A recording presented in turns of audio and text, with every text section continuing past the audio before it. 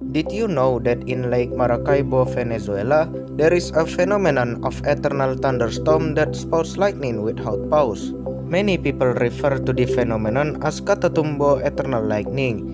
Lightning always strikes this place for about 260 to 300 days a year. According to researchers, the phenomenon is related to the geography of Lake Maracaibo itself, which is close to the Caribbean Sea. Due to the warm water supply and high humidity in the lake area, cumulonimbus clouds form very quickly. This triggers the release of loud lightning that strikes this place.